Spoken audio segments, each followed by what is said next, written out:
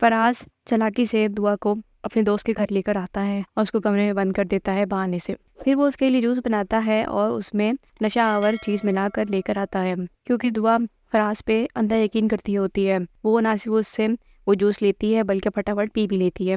कुछ ही देर में दुआ बेहोश हो जाती है और फराज उसका नाजायज़ फ़ायदा उठाता है। अपनी दोस्त की मदद से वो वहाँ से भाग जाता है। जब दुआ को होश आता है तो उसे कुछ समझ नहीं आता कि उसके साथ क्या हुआ है और वो उस घर में बिल्कुल अकेली होती है। लेकिन इससे पहले कि वो समझ पाती कि उसको आगे क्या करना है, अचानक पुलिस रेड करती है और उसको गिरफ्तार करके ले जाती है।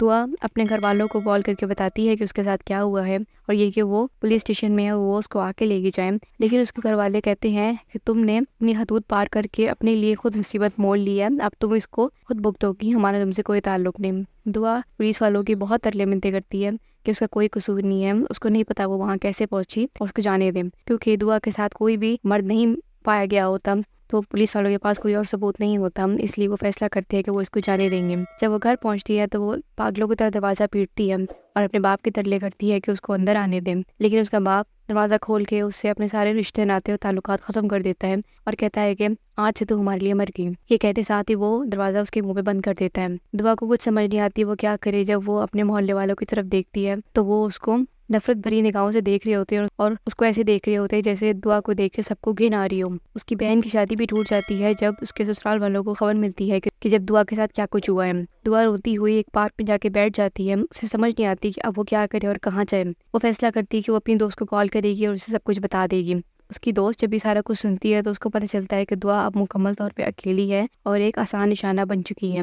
वो उसे कहती है कि तुम वही इंतजार करो मेरा, मैं तुम्हें आकर लेके जाती हूँ। दुआ वहीं बैठी उसका इंतजार कर रही होती है कि वहाँ से नौशेरवान गुजरता है और उसको देख लेता है। नौशेरवान फैसला करता है कि वो दुआ से बात करेगा, लेकिन इससे पहले कि वो दुआ से बात कर पाता, दुआ अपनी दोस्त के साथ वहाँ से चली जाती है। जब कुछ दिन तक दुआ अपनी दोस्त के घर रह रही होती है और हर वक्त रोध हो रही होती है तो उसकी दोस्त फैसला करती है कि वो उसको एक पार्टी पे लेके जाएगी उसका मूड अच्छा करने के लिए, और वो उसको मजबूर करती है अपने कपड़े पहनने के लिए, ऐसे कपड़े जो दुआ ने कभी नहीं पहने होते। जब वो लोग उस पार्टी पे पहुंचते हैं तो दुआ को पता चलता है कि वो पार्टी कोई आम पार्टी नहीं, एक क्लब है जहाँ पे मर्द औरत अजीबोगरीब कपड़े पहनकर एक दूसरे के साथ नाच गाना करते हैं और शराब पीते हैं।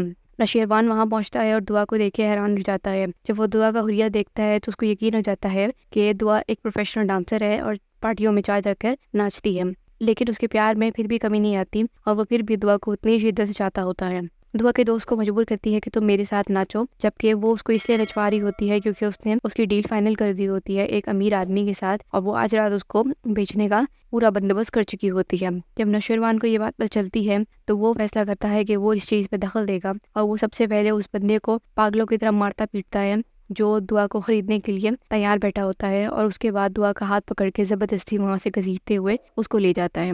दुआ को समझ नहीं आती कि ये अनजान आदमी उसको कहाँ लेके जा रहा है, और जब वो उससे पूछती है कि क्या हुआ है तो वो बताता है कि तुम्हारी दोस्त के क्या इरादे थे। दुआ ये देख के बहुत तकलीफ में आती है कि उसकी अपनी एक इकलौती दोस्त भी उसके खिलाफ निकली और उसकी मजबूरी का नाजायज़ फ़ायदा उठा रही होती है।